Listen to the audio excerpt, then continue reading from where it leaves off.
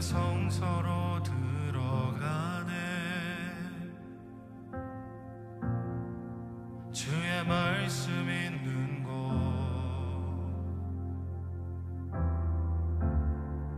죄 씻음과 참 안식을 누리겠네.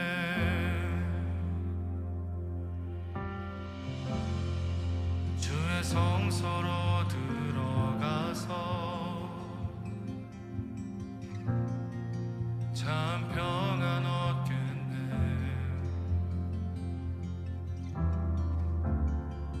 큰 기쁨과 감사로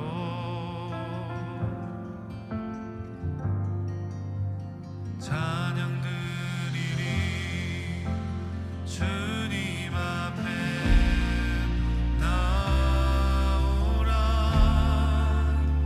감사함으로 나오라. 신실하시며 자비로우신 주님 앞에 나오라. 주님 앞에 나갑니다. 주의 사랑의 품에 크고 놀라운 사랑 날 온전케 하시네.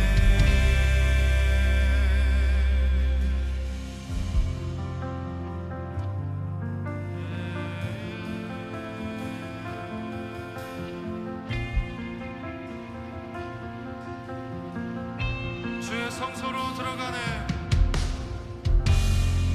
주의 성소로 들어가네. 주의 말씀 있는 곳,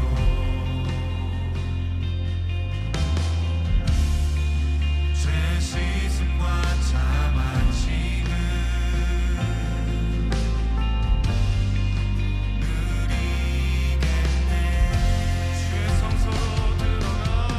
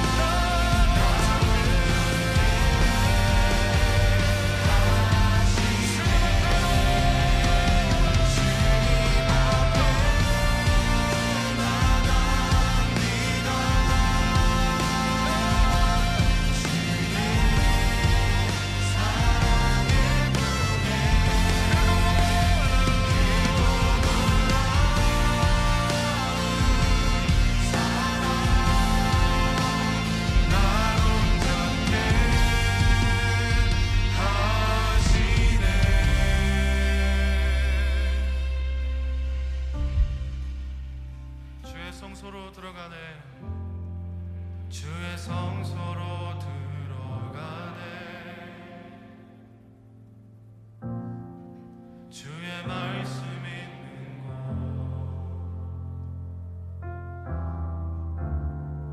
죄 씻음과 참으시게 누리겠네.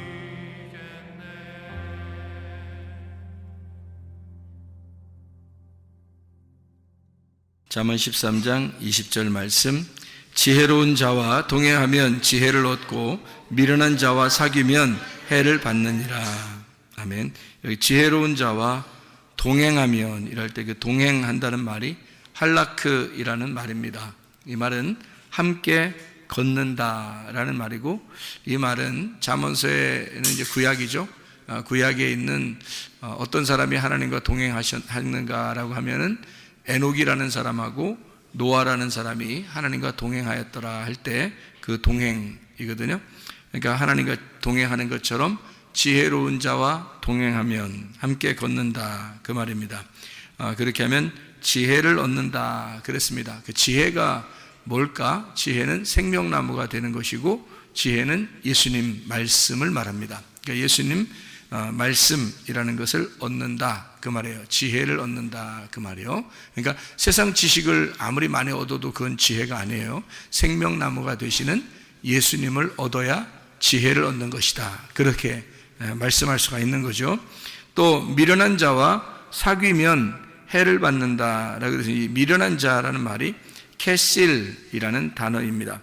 이 캐실이라는 단어는 살찐, 미련한, 바보 이렇게 말하는 거죠. 그러니까 미련한 자와 사귀면 이게 카살, 살찌다, 미련하다, 바보를 말하는데요. 바보, 그러니까 미련, 그러니까 우리가 생각하는 그런 개념하고는 좀 틀려요. 바보, 그러니까 여러분 밖에 바보 다 이렇게 살찌, 그런 의미로 성경을 보면 안 된다 그랬죠. 이게 그러니까 너무 자기만 많이 먹어서 살이 쪘다 이거예요.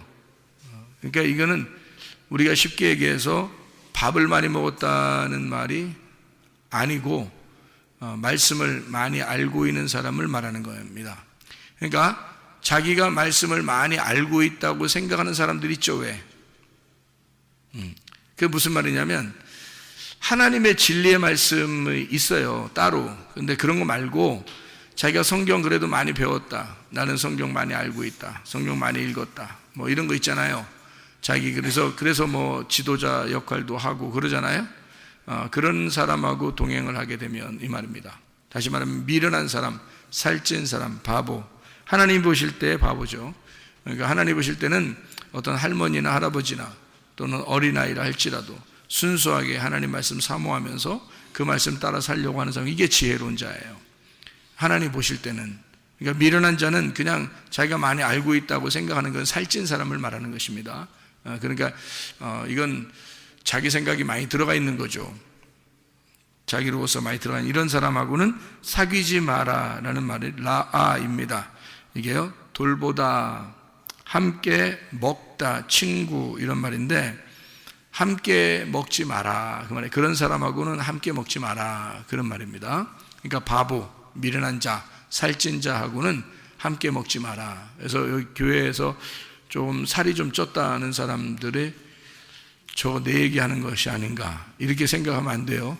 그런 말이 아닙니다. 그러니까 그런 사람들하고 같이 먹을 수 있어요. 그런 사람들하고 같이 먹으면 진짜 맛있게 먹죠. 뭘 먹어도 살찐 사람들하고 같이 먹으면, 살찐 사람이 진짜 맛있게 먹잖아요. 그러면 옆에서 먹을 때 재밌잖아요. 그런 사람들하고는 같이 먹을 수 있죠, 재밌게.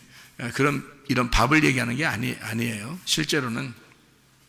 그래서 그런 사람하고 사귀지 마라, 함께 먹지 마라는 말이고, 해를 받는다는 말이요, 루아입니다.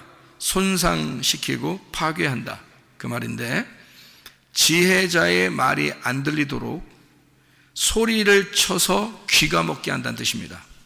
그러니까 설교할 때 소리 빽빽 지르고 그런 의미가 아니에요. 또 이것도 그런 의미로 보면 또 이거 아닌데 이렇게 하지 마시고, 그런 게 아니라 이런 거예요. 미련한 자가 많이 알고 있다고 생각하니까 그 사람이 자꾸 얘기를 하면 자꾸 듣는단 말이에요. 듣다 보면은 자기가 진짜 하나님 앞에 순수하게 주님 만날 수 있는 것들도 다 여기서 파괴시켜 버린다고요. 그래서 그런 말씀을 못 듣게 만들어요. 제가 그런 사람 많이 봤습니다. 그런 사람이요. 그러니까 이 사람이 뭐 책을 많이 봐요. 책을 뭐 엉뚱한 책이 아니라 기독교 서적을 많이 본다고 그래요. 그 기독교 서적을 많이 보면 성경이나 보지 말아요. 성경 보면 순수한데 기독교 서적을 많이 본단 말이에요. 그럼 기독교 서적을 쓴 사람이 하나님의 성령에 감동해서 쓴 사람도 있겠지만 그렇지 않은 사람이 대부분이거든요. 그럼 그렇지 않은 사람들의 책을 읽으면 어떻게 되겠어요? 그 사람들의 글이, 그 사람들의 말이 자기 귀를 파괴시켜버려요. 다른 말 안 들리게 만들어놔요. 그게 미련한 자라는 거예요. 미련한 자와 함께 먹는 거예요. 그게 우리가 책을 읽는 거를 뭐라 그래요? 책을 읽는 거, 성경책을 읽는 걸 뭐라 그래요? 성경책을 말씀을 듣는 걸 뭐라 그래요? 이걸 먹는다 그러는 거예요. 성경에서 말하는 건 이걸 먹는다 그렇게 말하는 거예요. 그런데 다른 책들을 많이 듣고 많이 보고 이렇게 하면 어떻게 되겠어요? 그걸 먹는 거란 말이에요. 함께 먹는 거란 말이에요. 그 사람과 함께 먹는데 그 사람이 성령 충만한지 우리가 어떻게 알아요? 성령 충만한 사람이 아마 책을 쓴 사람 가운데 있겠는데 대부분은 아니란 말이에요. 돈벌이를 위해서 책을 쓴 사람도 있을 것이고 또 그냥 자기 아는 거 좀 자랑하고 싶어서 뭐 책을 쓴 사람도 있을 것이고 할 일 없어서 쓴 사람도 있을 것이고 그럴 거 아닙니까? 아무리 기독교 서적이라 할지라도. 그래서 그런 거는 참 지혜로운 자와 동행하는 게 아니에요. 미련한 자와 동행하는 것입니다. 제가 책을 많이 읽었다고 하는 사람들을 상대해 보면 정말 성경을 모르더라고요. 정말 성경을 몰라요. 그리고 근데 또 자기는 또 아는 게 굉장히 많다 그래. 또 참 어리석은 사람들 말이에요. 그게 오히려 손해다 하는 얘기입니다. 그러니까 순진해야 돼. 순진해야 돼요. 그 베드로전서 2장 2절에 보면 말해요. 갓난 아이들처럼 신령한 순수한 그 신령한 젖을 사모하라 그런 말 있죠. 예, 그러니까 갓난 아이들처럼 그렇게 신령한 젖을 사모하라 그래요. 그게 신령한 젖이 뭐겠어요? 모유예요, 모유. 모유를 아주 사모하라 그런 말이거든요. 자기를 태어나게 한 엄마의 젖을 사모하라는 얘기인데 그게요, 자기를 거듭나게 한 게 뭐예요? 하나님 말씀이죠. 그럼 이 하나님 말씀이 나에게는 모유라고요. 그럼 이 말씀이 나를 거듭나게 한 이 말씀을 갓난 아이는 태어났으니까 여기서 출생을 했으니까 이 말씀을 사모해야 된다는 그런 말이거든요. 이 순진한 말씀, 순전한 말씀을 사모해야 된다 그 말이에요. 아무리 그렇게 얘기해도 말이에요, 이 하나님 말씀이 천국인 걸 잘 모르니까 이거 막 사모한다 이런 마음이 별로 없는 사람도 많아요. 안타깝죠. 갓난이라는 게 RT라는 말인데요. 갓난 아이 태어났다는 말이 겐네토스라는 말인데 RT 지금 막 현재 지금 막 태어났다라는 말이에요. 갓난 아이들. 갓난 아기들이 눈 감아도 막 입 벌리고 그러죠. 먹고 싶어서, 그죠? 젖 먹고 싶어서 그런다고요. 눈 감고도 막 입 벌리고 그래요. 그런 아이들처럼 신령한 젖을 사모하라는 뜻이에요. 그게 머리를 딱 굴려가지고 오늘은 내가 입을 벌려서 엄마 젖을 먹어야 되겠다 이렇게 생각하고 먹겠어요? 아니죠. 자기가 살기 위해서 먹는 거예요. 그죠? 본능적으로 살기 위해서 먹는데 그 갓난 아이, 갓난, RT, 지금 막 태어난 겐네토스, 겐나오, 거듭난 자, 태어난 자, 게노스, 혈통, 기노마이, 된 자, 그러니까 하나님 말씀으로 태어나게 된 자입니다. 그런 지금 막 태어난 아이처럼 그런 신령한 젖을 사모하라. 그런 아이들같이, 블레포스라는 말이거든요. 블레포스, 아이들같이, 어린애, 블레포스, 어린애, 유아입니다. 그러니까 갓난이라는 말이 아주 지금 막 태어난이란 말이에요. 갓난, 우리 말도 그렇죠. 갓난, 막 태어난 그런 아이들같이, 블레포스, 어린애, 유아인 것처럼 너희가 신령하고 순전한 젖을 사모하라. 이렇게 근데 젖이라는 게 갈라, 젖, 우유, 사모하라는 말이요. 에피포데오라는 말이에요. 에피라는 말하고 포데오라는 말의 합성어입니다. 이 말은 에피라는 말이 on, by, across라는 단어고요. 그게 분배하고 함께하고 첨가하고 뭐뭐로부터 시작 이런 얘기고요. 포데오라는 말이 사랑에 빠지다라는 말입니다. 한마디로 이런 말이죠. 우유를 이렇게 담아놓고요. 거기다가 딸기를 하나 집어넣으면 퐁당 빠지죠. 예, 그렇게 하라는 얘기예요. 그러니까 우유를 이렇게 담아놓고 거기다 딸기 하나를 집어넣으면 그 우유 속에 퐁당 빠지죠. 그렇게 하라는 거예요. 그런 신령한 젖을 사모하라는 말이니까 신령한 젖 안에 네가 퐁당 빠져라 그 말이에요. 그 사랑에 퐁당 빠져라. 갓난아이는 그게 전부니까. 그러니까 그 사랑에 그 젖에 퐁당 빠져버려라. 그 사랑에 빠져버려라. 그런 말이에요. 그 신령하고 순전한이라는 말이요. 무슨 단어를 썼냐면 로기코스 아돌로스라는 단어를 썼습니다. 이 아돌로스라는 단어가 속일 수 없는 순수한이란 말입니다. 아라는 말하고 돌로스라는 말의 합성어예요. 아라고 하는 말은 아니다라는 말이고요.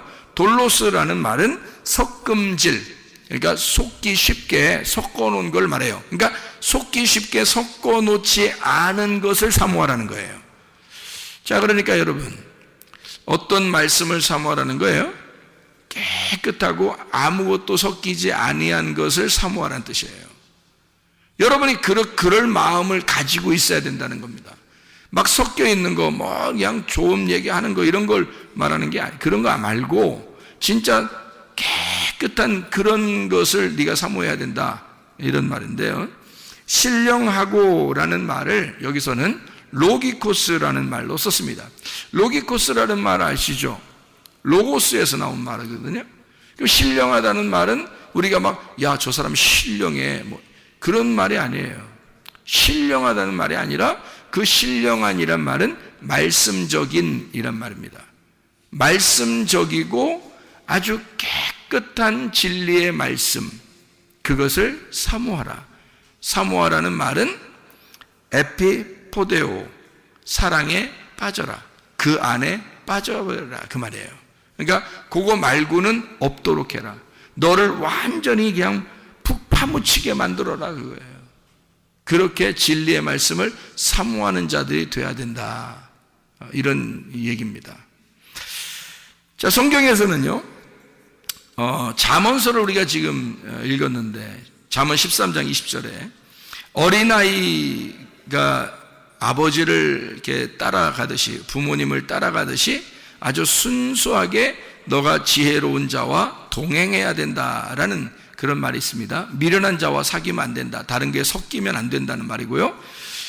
순수하게 하나님 말씀을 따라 살아야 된다는 그런 말이에요. 진리의 말씀을 따라서 네가 동행해야 된다.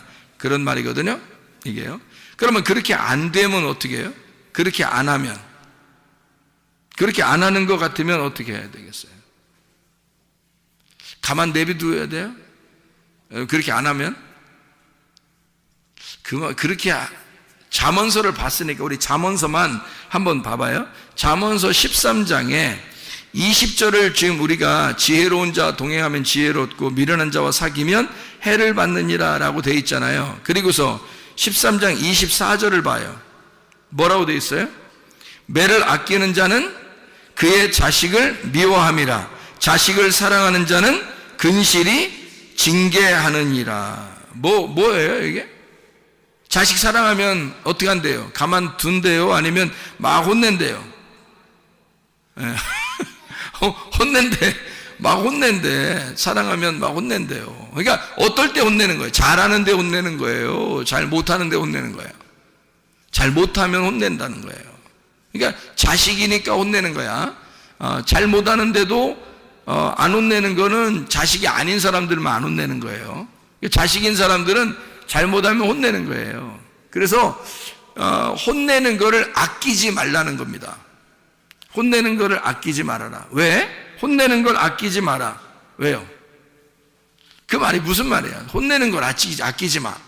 초다를 아끼지 마. 매를 그냥 가만두지 마. 그 매를 아끼면 자식을 미워하는 거야. 하나님도 우리를 사랑하니까 혼내는 거예요. 자, 노아 홍수가 노아 홍수가, 노아 시대 때 노아 홍수가 일어났습니다. 그러면 노아 홍수가 어떻게 된 거예요? 어떻게 일어난 거죠? 밑에서 물이 솟아 올라왔어요. 올라와서 위에 있는 물하고 합쳐졌어요. 위에 있는 물이 밑으로 떨어져서 합쳐졌어요. 위에 있는 물이 밑으로 떨어져서 합쳐졌어요. 그러면 잘 생각해 봐요. 아래에 있는 물이 위로 올라가서 합쳐졌으면은 이건 뭐 하나님이 그렇지 않다라고 했을 수도 있겠어요. 그런데 위에 있는 물이 아래로 밑으로 떨어져서 합쳐졌다 그러면 이거는 어떤 의미예요? 위에 있는 물이 아래로 밑으로 떨어져서 합쳐지면은, 그래서 사람들 다 죽었거든요. 그죠? 사람들 다 죽었는데 누구 식구들만 살았어요? 노아 식구들만 살았어요. 노아 식구들이 살았다는 말은, 노아가 이름이 뭐예요? 노아흐라는 게 안식이라는 말이고 위로라는 단어거든요. 안식이라는 단어, 위로라는 단어인데, 그러면 이 노아하고 같이 있는 사람들은 안식을 누린다는 얘기잖아요. 그죠? 그리고 위로를 받는다는 얘기야. 근데 그날 사실은 무슨 일이 벌어졌어요? 물이 다 떨어져가지고 다 죽여놨어요. 다 죽였는데 노아의 이름이 안식이고 위로라는 단어거든요. 그러면 하나님이 뭐 때문에 홍수, 무슨 홍수라 그러면 노아의 홍수라 그래. 그리고 방주를 노아의 방주라 그러거든요. 그러면 생각해 보세요. 어디에다 초점을 맞춰야 돼요, 우리는? 어디에 초점이 있어요? 항상 결론은 먼저 나와요, 나중에 나와요? 결론은 나중에 나오죠. 그러면 나중에 나오는 이 결론은 뭐라고 거기에 써 있어요? 노아 방주가 둥둥둥 떠다니고 노아 방주에 있는 사람들은 살았더라. 이게 결론이죠. 그죠? 그러면 그 전에 있는 물 다 떨어지고 이거든요. 결론이 아니지. 그거는 심판을 말하는 거잖아요. 그죠? 이건 하나님이 매를 때리는 거나 마찬가지죠. 그런데 마지막으로 이렇게 보면 노아 홍수가 다 끝나고 노아 방주에 있는 사람들은 다 살았더라. 이게 결론이잖아요. 그러면 여러분, 하나님의 마음은 어디에 있었던 거예요? 물로 다 때려서 죽이는 게 하나님 마음에 있는 거예요. 노아 방주 안에 있는 사람 살려주는 게, 그게 하나님 마음인 거예요. 예, 노아 방주 안에 있는 사람들을 살려주는 게 하나님의 마음, 하나님의 위로, 하나님의 안식이었다는 거죠. 하나님의 사랑. 무슨 말인지 알겠죠? 그러니까 그런 날이 노아 홍수 때 이루어졌는데, 그 노아 홍수 때 이루어지는 이 날이 말이에요. 여러분 잘 생각해 봐요. 노아 홍수 때 이루어지는 이 날이 신약에 어디에 이루어졌어요? 신약에 어디 이루어진 때가 있는데요. 여러분, 요한복음 4장에 이루어졌습니다. 사마리아 여자한테. 그럼 사마리아 여자를 예수님이 찾아가서 사랑했어요, 안 했어요? 예수님이 사마리아 여자를 만나서 사랑했어요, 안 했어요? 사랑했죠. 그러니까 예수님이 결국에는 사마리아 여자를, 결론으로 보면은 예수님이 사마리아 여자를 사랑했어요. 그죠? 근데 처음에 만날 때는 어떻게 만났어요? 서먹서먹하게 만났어요. 서먹서먹하게 만나가지고 예수님이 사마리아 여자의 가슴을 찢어놨어요. 처음부터 그냥 어루만져 줬어요. 찢어놨어요, 처음부터. 그죠? 원래 너하고 나는 달라. 근데 내가 너 물 이제까지 맨날 들어오는 거 내가 물 좀 한번 주려고 왔는데? 라고 얘기하면서요. 그럼 나 그 물 좀 주세요. 그러면 주면 되는데, 사마리아 여자한테 너 남편 좀 데려와봐 그랬잖아요, 먼저. 그럼 남편 데려오는, 남편 없어요. 아니, 남편 있는 사람이 없다고 말하는 게 쉬운 일이에요? 쉬운 일 아니거든요. 근데 남편 없다는 얘기를 꼭 들어요. 그리고 듣고 나서 뭐라면, 그래, 네가 말한 게 옳은 것 같아. 네가 없다고 하는 게 맞아. 이렇게 얘기했어요. 그러면 이 사람 지금 자기가 남편이 있었는데, 여러 명 그것도 있었는데, 자기가 지금 있는 남편도 남편이 아니라고, 그러면서 예수님이 지금 네 남편 아니야 라고 얘기하면서 다 뒤집어 엎어버리니까, 그렇죠? 그 여자의 가슴 안에 지금 뭐가 들어간 거예요? 하나님의 심판이 들어간 거예요. 자, 처음에 어떻게 했다고? 아랫물을 떨어오는 여자에게 무슨 물 준다 했다고? 위의 물이 내가 왔다 그랬잖아요. 그죠? 위의 물인 내가 왔으니까 내 물을 너에게 주고 싶었다, 그런 말 아니에요. 오니까 물이 합쳐지니까 어떻게 돼? 밑에서 사마리아 여자가 죽어버리는 거야.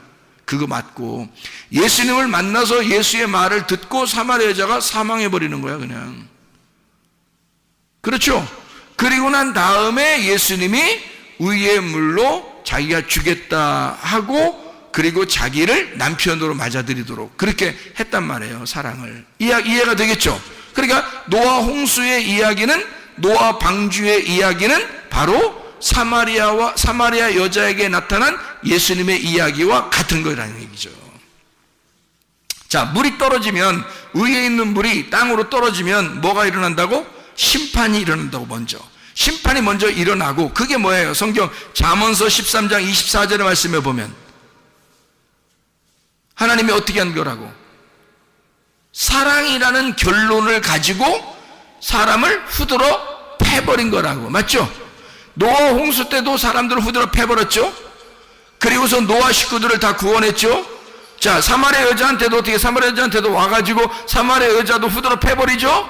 물이 떨어질 때 확 후드러 패버리죠? 그리고 사마리아 여자를 사랑하죠? 무슨 말인지 알겠습니까? 네, 똑같잖아요?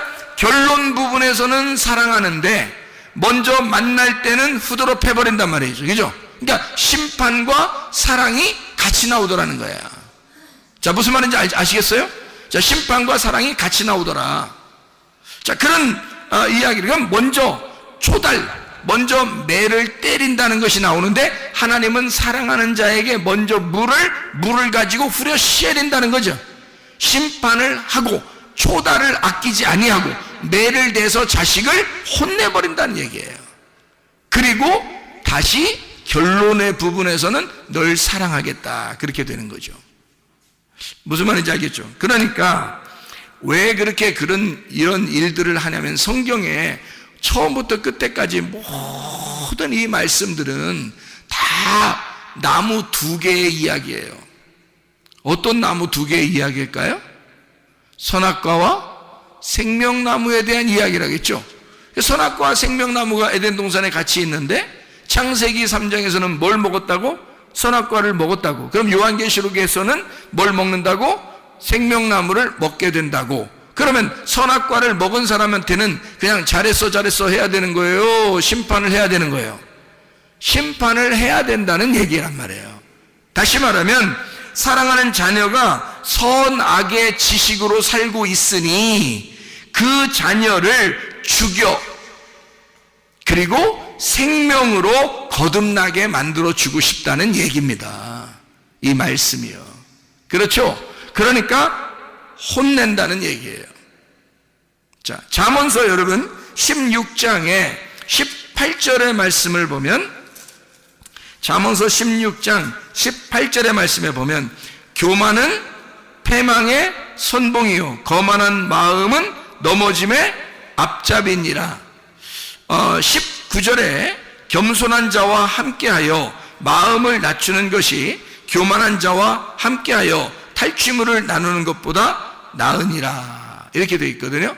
그러니까 여기 지금 교만이라고 하는 것은 패망의 선봉이라, 그렇게 나오죠. 교만은 패망의 선봉이에요. 겸손은 존귀한 자의 앞잡이가 되는 거고요. 그러니까 교만한 사람은 하나님이 멸망시켜버리고 대적하고, 그리고 겸손한 자에게는 은혜를 베풀어 주십니다. 베드로전서 5장 5절의 말씀이죠.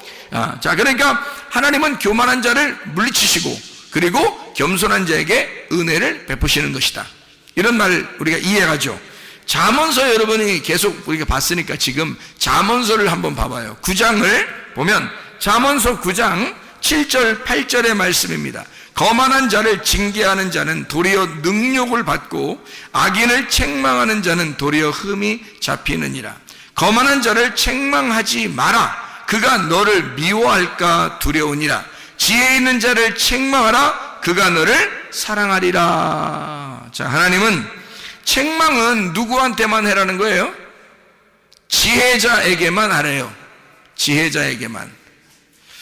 책망받기를, 그러니까 지혜자가 되면 책망받기를 좋아하겠죠. 근데 미련한 사람은요, 책망받는 거 좋아해 안 해요? 안 좋아해요. 왜? 미련하니까 승질낸다고요. 속으로 삐진다고요. 그런 사람들 있죠. 아유, 책망하고 혼내면 막 감사합니다 이래야 되거든요. 사랑하니까 책망하는 거지, 사랑 안 하면 책망해요, 여러분? 아니, 사랑 안 하면 옆집 막 저기 딴 아파트 사는 그 애들도 우리가 막 혼내러 돌아다니고 그러나요? 아니에요.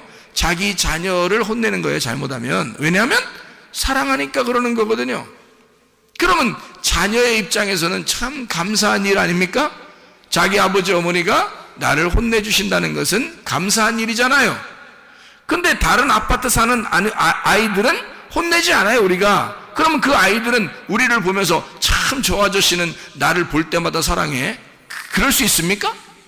그렇지 않다는 거죠. 아예 관심이 없는 거지 사랑하는 게 아니란 말이에요. 이해가 되시죠? 그러니까 하나님은 우리를 어떻게? 책망을 한다고요. 근데 이 책망은 미련한 자에게 해서는 반드시 삐지고 화를 낸다고요. 그러니 이게 하나님 말씀을 증거해도 어떤 사람은 자기 말하는 것 같다고 그러면서 막 화내고 삐지고 이런 사람도 있어요. 그런 사람. 하나님 말씀을 증거하는데도, 아니, 하나님 말씀을 증거하는데 생각해 보세요. 어떤 사람에게만 콕 집어서 하겠어요? 아니면 그냥 전체적으로 말씀을 증거하는데 자기가 콕 찔리겠어요? 자기가 콕 찔리는 거예요. 전체적으로 하는데. 그러니까 어떤 사람은 자기 꼭 자기한테 얘기한 것 같다는 거죠. 그런 사람이 있어요.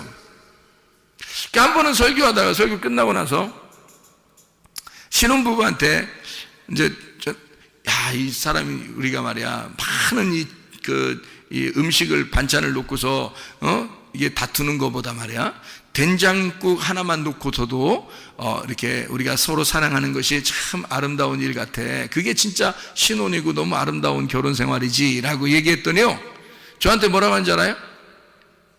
혹시 저희 집에 몰래 와서 CCTV 달아놨어요? 그러더라고요. 아이, 무슨 그런 얘기를 하겠어. 그냥 이런 얘기가 있다는 거지. 이렇게 얘기했잖아요. 근데 꼭 자기들을 콕 집어서 누군가 얘기해서 자기들 된장찌개 하나 놓고서 둘이 지금 기쁘게 먹었대요. 그 전날. 근데 이걸 꼭 본 것처럼 했다는 거야. 그죠? 그러니까 나는 이게 본 것처럼 얘기한 게 아니라, 아니, 그런 얘기가 있잖아요. 왜? 우리 반찬 여러 개 있어. 고기 반찬 없어도, 우리 된장찌개 하나 놓고 우리 밥 하나만 있어도 참 행복하고 아름답다고, 이렇게 생각하는 그런 게 신혼생활이잖아요? 이제 그런 걸 얘기한 거거든요?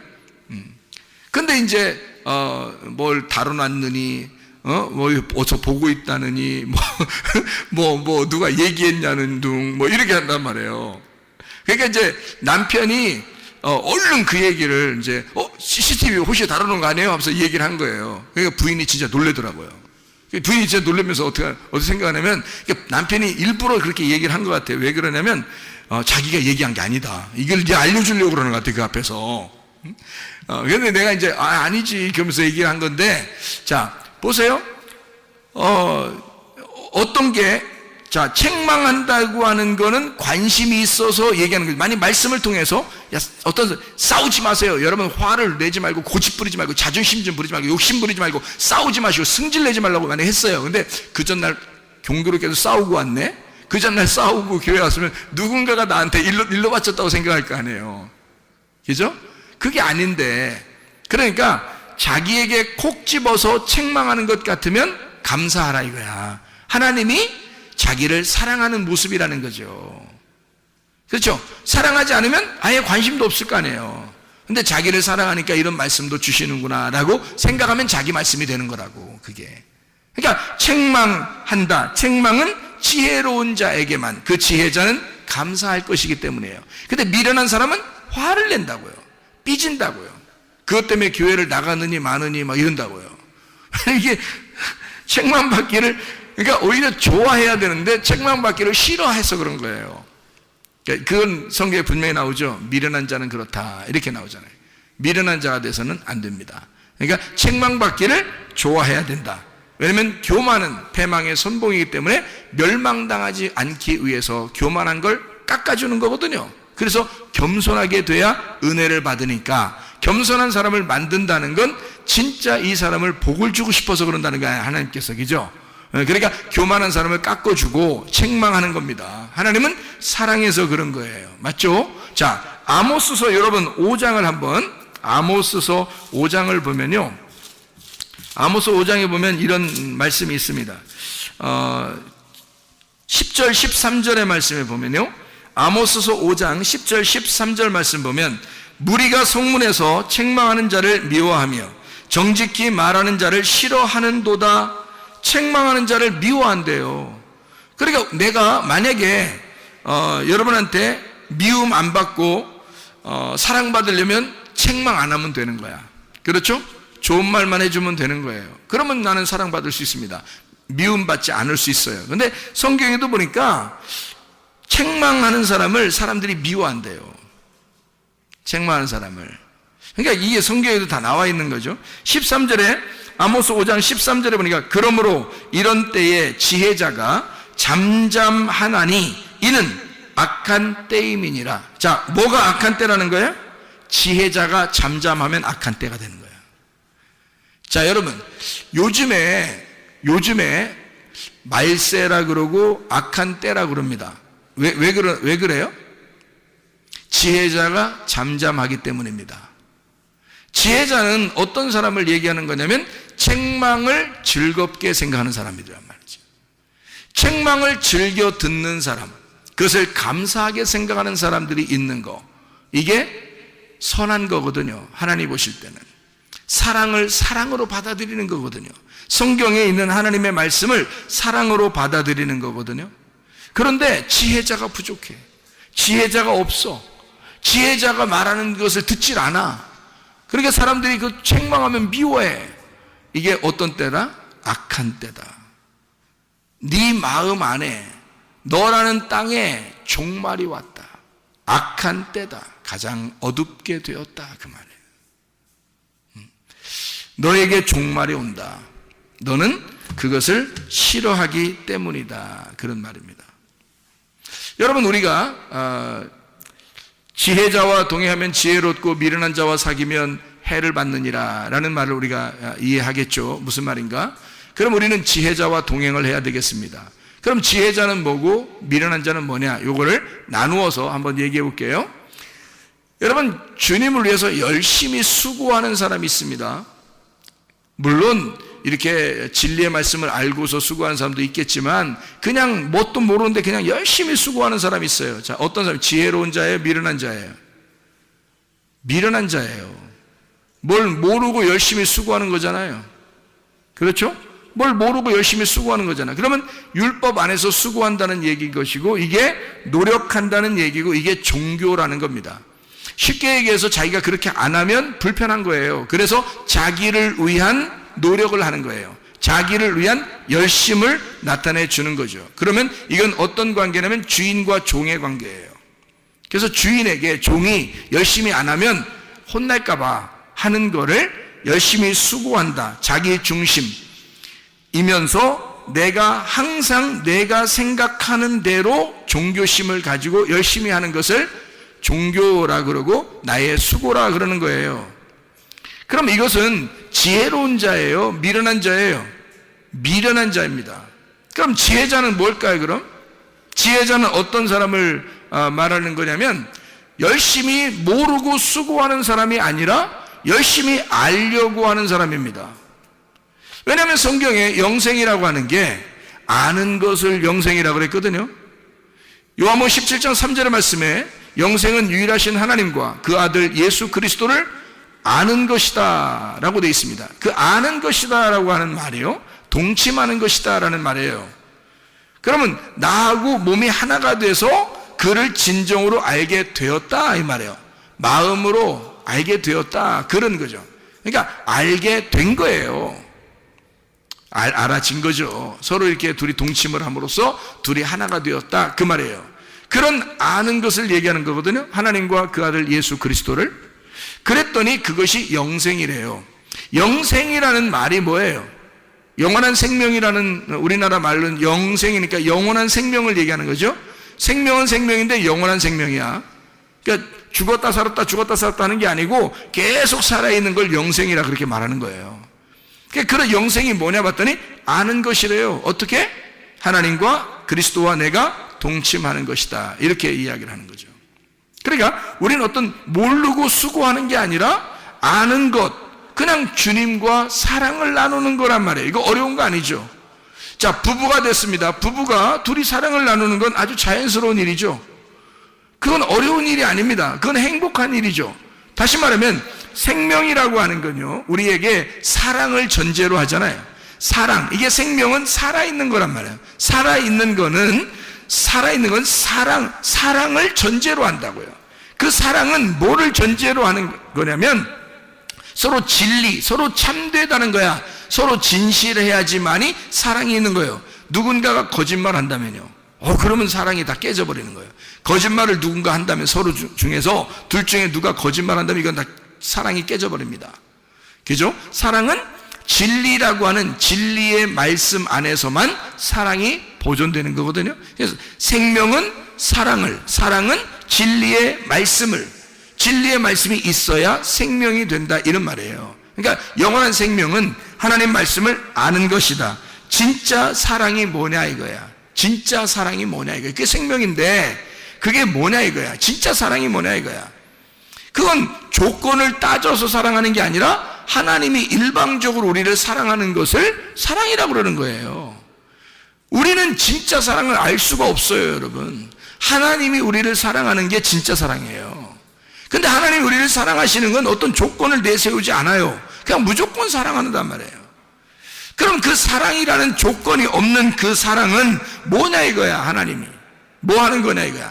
내가 열심히 하나님을 섬기면 하나님이 나를 사랑하겠다는 거예요. 내가 섬기든 섬기지 않든 하나님이 날 사랑하겠다는 거예요.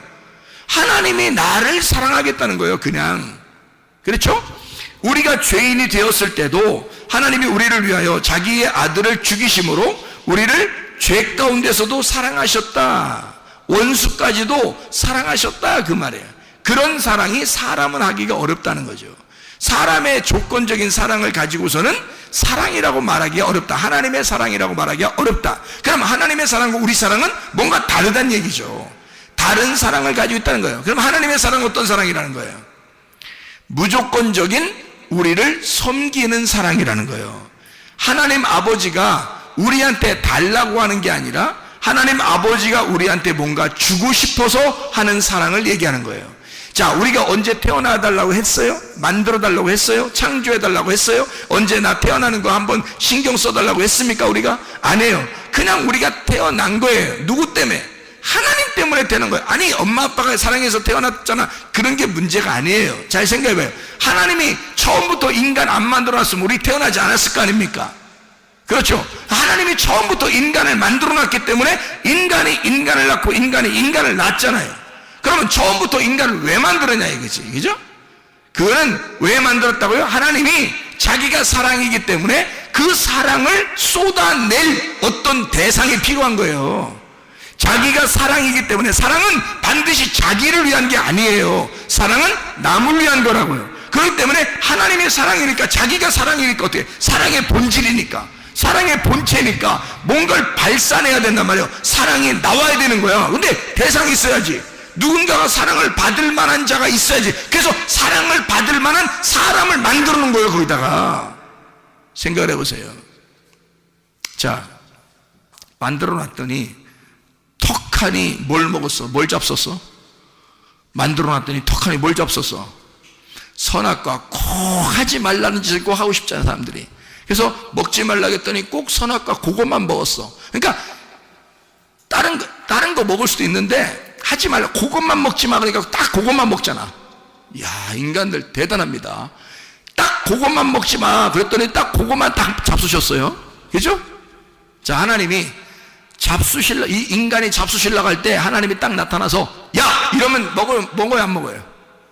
먹어, 안 먹어? 그렇게 하면, 야! 그러면 한마디만 해도요, 못 먹어. 근데, 야, 했어, 안 했어요? 안 했어. 한번 니네 맘대로 해보라는 거, 그죠? 니네 맘대로. 자, 여러분이 살 동안 여러분 맘대로 해봤어요, 안 해봤어요? 여러분 맘대로 해봤어, 안 해봤어? 여러분 맘대로 해봤죠? 여러분 맘대로 할 때 하나님이 막 엎었다 제쳤다 그래요? 아니면 가만 내비둬요? 여러분 맘대로 사는데 하나님이 엎었다 제쳤다 해. 그냥 가만 내비두는 것 같아. 가만 내비두는 것 같죠? 그죠? 여러분 맘대로 살아가는데 하나님은 그냥 내비두는 것 같아. 다시 말하면 선악과를 먹고 있는데도 가만두는 거야, 하나님이. 왜 그럴까? 왜 그래요? 아니 처음부터 야! 하면 안 먹는데 그러면 깔끔하잖아? 그런데 왜 그 야! 그 한 소리를 안 해가지고 그냥 먹도록 냅두냐고 생각을 해보시는 거예요. 왜 그럴까? 하나님이 자신 있으니까 그런 거야. 하나님이 자신 있으니까. 니네가 선악과 먹어서 죄를 지어도 내가 너를 사랑하는 데는 변함이 없고 내가 너를 충분히 사랑할 수 있어 라는 자신이 있으니까 그러는 거야. 여러분, 여러분이 죄인임에도 불구하고 주님은 여러분을 사랑하십니다. 여러분을 사랑하실 그 자격이 있고 그분은 자신 있는 거야. 사랑만큼은 자기가 자신 있는 거야. 그러니까 여러분이 무슨 죄를 지어도 하나님이 그냥 둘 수 있어요. 왜? 너희들 아무리 죄 져도 나는 사랑만큼은 자신 있어. 그러니까 니네가 어떤 상황이라도 너희들은 죄 지어서 불편스럽겠지만 나는 너희들이 어떠한 상황에 있더라도 나는 너를 사랑할 자신이 있다 이 말이에요. 그게 하나님의 마음이라는 거죠. 자, 어떻게 해설해도 사랑하신다? 책망을 해설해도 사랑하신다. 그러니까 결론 부분에 보면 다 생명나무라는 거죠. 결론 부분에 보면 처음에 시작은 선악과로 시작했을지 모르지만 그것이 인간들이 먹어서 선악과로 시작했을지 모르지만 결론 부분에 있어서는 생명나무로 끝내겠다는 것입니다. 그러면 그 중간에 선악과를 먹은 것에 대한 책임은 누가 지겠다는 거예요? 자기가 지겠다는 거예요. 그 선악과에 대한 책임을 우리 보고 지라는 거 아니에요, 여러분. 그러니까 이게 지혜로운 자와 동행하라는 거지. 하나님은 그런 하나님이라는 걸 인정하라는 겁니다. 나는 너를 그렇게 끝까지 사랑하고 끝까지 섬기는 하나님이다 라고 하는 것이 이게 지혜다. 그냥 괜히 아는 척하고 딴소리 하는 거 그거 하나님 아는 거 아니야. 하나님하고 동침하고 하나님을 안다고 하는 것은 하나님의 사랑을 인정해달라는 것입니다. 나는 너가 어떤 상황에 있더라도 난 널 사랑할 거야. 네가 선악과를 먹었다 할지라도 난 널 사랑할 거야. 그리고 그 선악과 먹은 너를 위하여 내가 내려가 죽을 거야. 그래서라도 너를 사랑할 거야. 얼마나 감사한 이야기입니까? 하나님은 그게 자신 있는 거예요. 그러니까 먹을 때도 그냥 두는 거야. 여러분, 이게 하나님의 그 사랑입니다. 그 하나님의 사랑, 그 하나님의 사랑에 여러분 푹 빠져버리시고 저 어린아이가 젖을 사모하듯이 하나님의 사랑을 사모하시기를 바랍니다. 그럼 하나님은 여러분을 사랑하셔서 급기야 여러분의 필요한 것들을 다 채우시고도 남는 분이 하나님이시라 이 말입니다. 그럼 하나님은 여러분을 사랑하시고 끝까지 사랑하시고 또 사랑하시고 또 사랑하시다가 주님은 우리를 안으시는 그런 하나님이시다 라고 하는 것을 인정해달라는 말씀입니다. 여러분, 이 말씀 가운데 주님과 동행하다가 주님 만나시기를 바랍니다. 우리 한번 기도하겠습니다. 우리 한번 기도할 때 우리 하나님 아버지, 하나님은 우리를 그토록 사랑하시고 그 사랑하시려고 작정하신 하나님이신 줄 우리가 믿습니다. 하나님, 내 몸에 질병이 있습니다. 치료해 주십시오. 하나님, 내 상황이 어떠할지라도 주님은 나를 사랑하고야 말겠다는 주의 마음을 내가 알겠습니다. 그러니 우리 하나님, 우리의 가정의 문제도 해결해 주시고 성령으로 기름 부시고 예수의 축복이 넘치게 해주시고 나의 모든 질병과 고통에서 해방받게 하시고 내 질병은 다 치료해 주셔서 하나님의 그 결론, 사랑의 그 결론의 부분, 그 회복하시는 그 생명의 사랑을 우리에게 허락해 주십시오. 우리 한번 기도하겠습니다. 주여, 우리 하나님 아버지 사랑과 은혜에 감사를 드립니다. 하나님 아버지, 주여 우리를 깊이 사랑하시기를 원하시는 우리 하나님, 우리에게 생명을 주시기를 원하시는 하나님, 사랑만큼은 자신 있으신 우리 하나님 아버지요, 우리의 모든 질병과 어때서 해방받게 도와주시옵소서. 가정의 모든 문제 해결되게 도와주시옵소서. 성령을 기름 부시고 예수의 축복이 넘치게 도와주시옵소서. 비염은 떠나갈지어다, 아토피 떠나갈지어다, 의장병 떠나갈지어다, 어지럼증 떠나갈지어다, 두통 사라질지어다, 류마티스 관절염 떠나갈지어다, 어깨 통증 사라질지어다, 허리 디스크 사라질지어다, 목 디스크 사라질지어다, 심장병 떠나갈지어다, 각종 종양 암덩어리 떠나갈지어다, 감기 몸살 사라질지어다, 협착증 사라질지어다, 건성 피부 온전해질지어다, 이명은 사라질지어다, 결석은 다 떠나갈지어다, 자가면역치가 온전해질지어다, 우울증, 불면증, 공황장애, 불안, 초조, 불안, 두려움 다 떠나갈지어다, 억난거지, 도둑질, 미움, 욕심행은 다 떠나갈지어다. 하나님의 성령으로 충만케 도와주시고 하나님의 사랑에 푹 빠져 살다가 주님 만나게 도와주시옵소서. 예수 그리스도 존귀하신 이름 앞으로 기도 올리옵나이다. 아멘.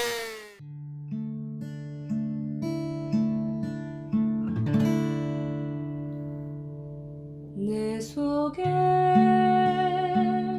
내가 너무도 많아서 당신을 쉴 곳 없네. 내 속에 헛된 바램들로 당신을 변할 곳 없네. 내 속에 내가 어쩔 수 없는 어둠 당신의 쉴 자리를 뺏고 내 속에 내가 이길 수 없는 슬픔 무성한 가시나